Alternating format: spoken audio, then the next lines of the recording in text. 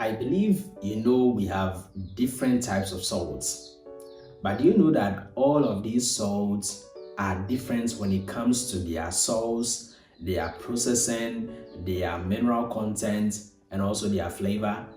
So, our topic today is what are the different types of salts?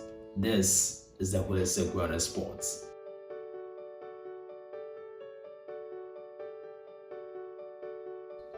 We have about three different types of salts, and we want to talk about each of them. And when we take one, we are going to talk about its source, we are going to talk about how it's processed, the mineral content it has, and its flavor. So let's get straight into it. Let's start with table salt. When you talk about table salt, the source is from an underground salt mine. Yes, an underground salt mine. That is its source. Now, talking about its processing, because it's mined from underground, definitely it's going to contain some impurities in it. So these impurities are separated from the salt. It also has iodine already in it. So during the processing, iodine isn't added to it again. Now it has another property of clumping or caking. So because of this, those who process this salt do add anti-caking agent to it so that it prevents it from clumping. That is it. Now let's talk about its mineral content. It has about 97 to 99% of sodium and chlorine in it. So basically, the whole thing is sodium and chlorine. That's it. Now talking about its flavor, it's pure, it's straightforward salt taste. That's for table salt. Now let's talk about the second salt that we have today. That is sea salt. Sea salt. If you know about sea salt, you can write it down in the comments if you know it. If you know something small about it, to add it to it.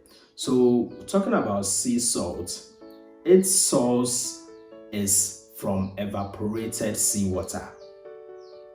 That's for sea salt. That's its source. Now talking about its processing, it's less processed than the table salt because this is from sea salt, seawater. So there will be less impurities in it. And with this processing, it helps us maintain its mineral content. So talking about its mineral content, we can have potassium there, we can have calcium, we can have magnesium.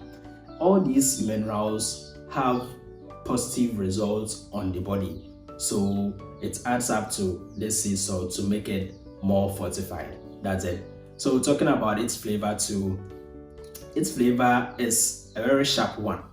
Yes, it has a very sharp flavor. So when you add a little bit to your soup, your stew, or any other thing, you are okay. But when you add too much to it, that food will be so bad for eating.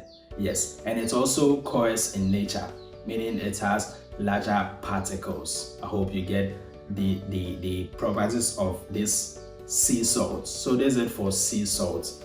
Now let's talk about the last salt, that is Himalayan salt or Himalayan salt. Any way you mention it, it's cool.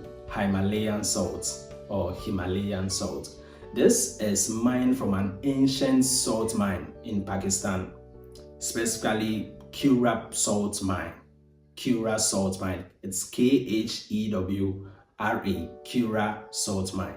That's its source. That's the only place you can get it, this Himalayan salt. With its processing, it's also less processed, even though it's mined from underground, but to maintain its natural state, it is less processed. So maybe just the impurities will be taken out, and that is it. And it also has very good mineral content. It has it more than the seawater, the sea salt, sorry. So we have iron in here, and we have the magnesium, we have the calcium, and we have the potassium. So we have 4 as compared to 3 in the sea salt. And with its flavor too, it has a very mild taste as compared to the sea salt, which is very sharp. And the interesting thing about this Himalayan salt is that it is pink in color. A salt which is pink in color.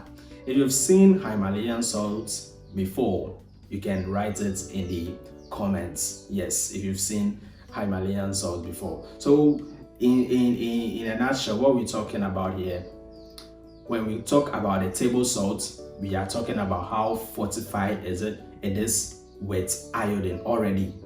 Yeah, iodine isn't added to it during its processing, and it is less expensive too. Yes, and talking about the sea salt, you can get a natural option here. Yes, a very natural option here, and it has its sharp taste as well. It's very sharp there. And with the Himalayan salt, yeah, we can get a a pink color.